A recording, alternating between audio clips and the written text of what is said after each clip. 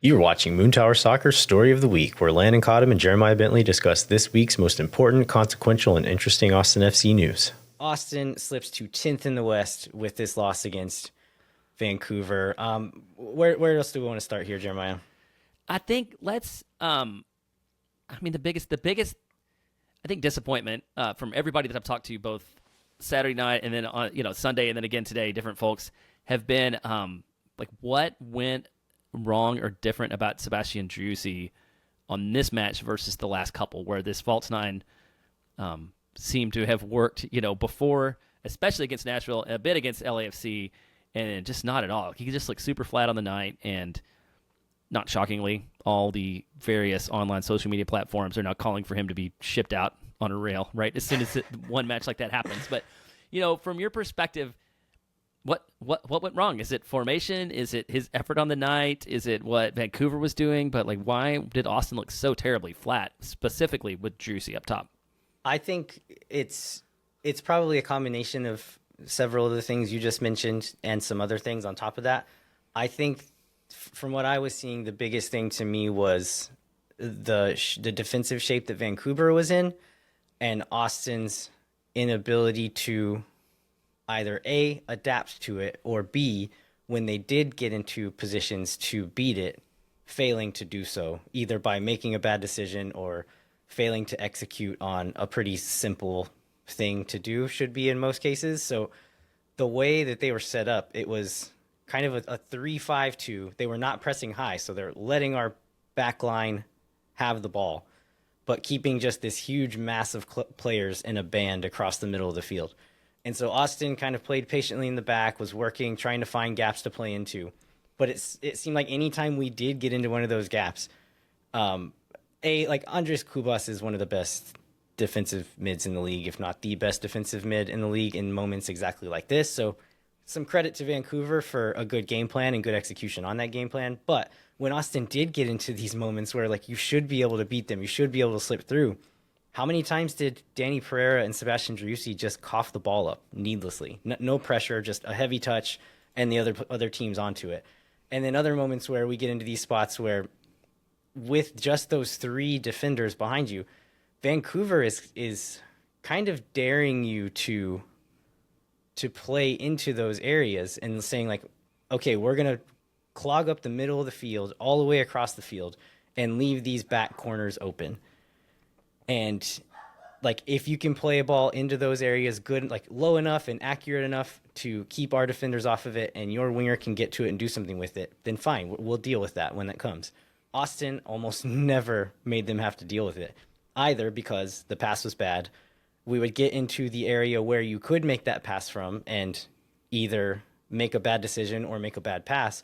And then when we did get the ball to the players in those areas, Bukhari was hit and miss, had some bright moments, but also made some poor decisions, lost the ball a couple of times.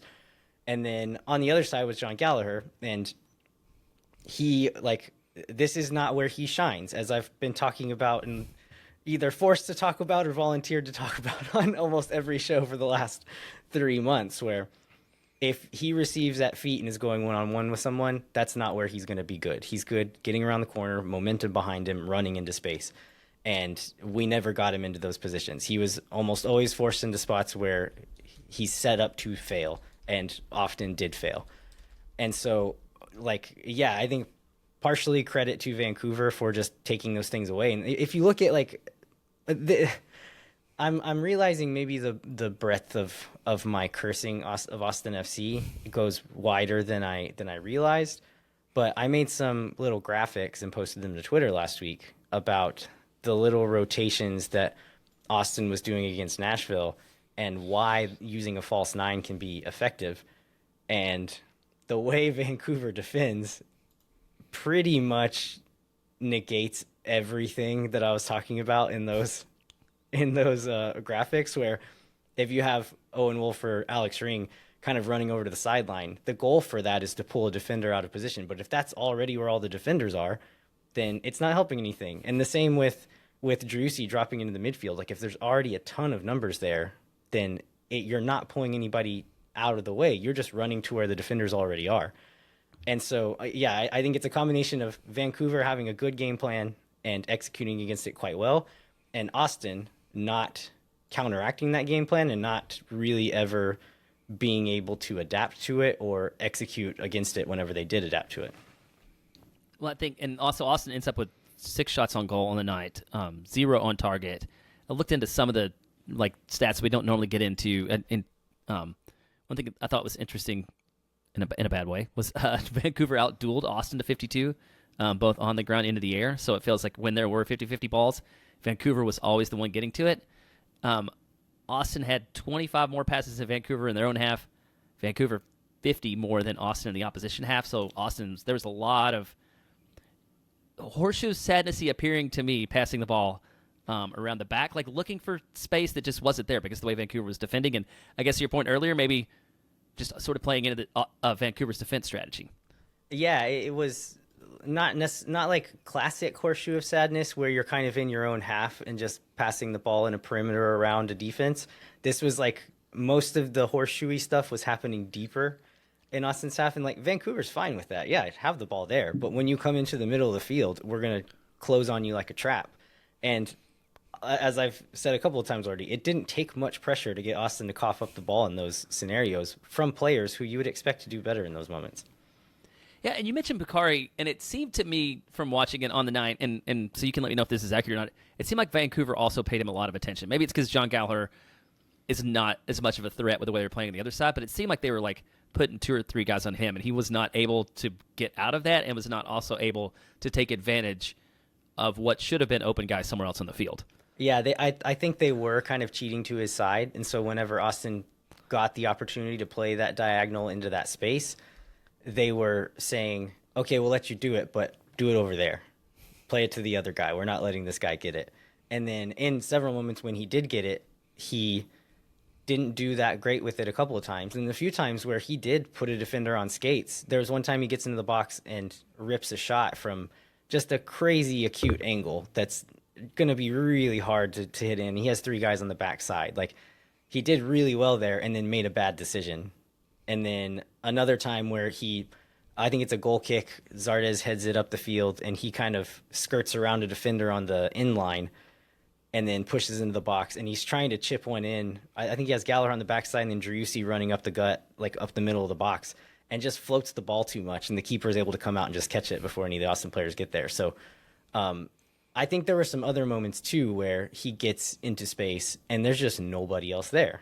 Like, there's nobody ahead of him, nobody making around the backside for whatever reason. Either Driussi's dropping in too far, or the way we got open to make that pass caused everyone else to be too far back for him to have any support. So yeah, he wasn't set up to succeed, and then whenever he was set up to succeed, he sometimes made bad decisions. So in the post game, Josh Wolf says 6 or 7 guys had really bad games. I think we've named at least a couple of them already. Like, I mean, that is an accurate statement. I think there's no doubt about that part of it. And we've talked about Danny, John, Sebastian, Driussi. Who else? I feel like. Yeah, I mean, starting from the top, I'll say Driussi, Gallagher. We'll come back and add Bukhari if we need to. I think he's on the border there. I thought Alex Ring wasn't very good for most of the game. Owen Wolf was just kind of invisible. He didn't really do anything. I thought Danny was well below the standard we've come to expect from him. I think Dessler had his worst game, which maybe still doesn't leave him on that list of 6 or 7 guys. Yeah, it wasn't bad, but he wasn't as dominant. And like by the time he came off, he looked really frustrated and was kind of yelling at teammates for not making runs, not getting open for him, and so he looked really frustrated by the end of the night. And then, yeah, I mean, I thought the center backs were fine for the positions they were put into. Stuver was fine, but yeah, there's not many people I would say had just a good game. Yeah, and you could tell that from the result. So, I mean, and then the question becomes, then like who is responsible for getting those guys in a position to have good games? Like how much accountability does Josh Wolf have for what happened on the night? Because again, he didn't seem to take a lot of it in the post game press conference, which is kind of typical. Yeah, I've seen some talk of like playing Driussi as the 9. some talk about subs. What are some of the other things being thrown at Josh Wolf in this game? Because I do think he deserves blame, but I don't know that I necessarily agree with some of the reasons other people are bringing up. I think you hit on. I mean, that lineup. I mean, the subs are always a criticism until they work, right? And then just I think just generally the fact that they look like slow and I don't. They didn't have any answers on the night overall. I think it was just like generally the way the team. Like if 6 or 7 guys underperform, like that is a team underperformance that you're looking at. So I think those are the main criticisms. Yeah, and the last one I totally agree with. I think with the Driussi thing, I'm like, he's not been great as the 9, but like how many games has he changed in the midfield? It's like maybe we're better without him there. And then the same with his replacement at the 9. Like Zardes had a good little stretch, but for how much of a year did we say like this guy didn't affect this game at all? Or if he did, it was for one brief moment.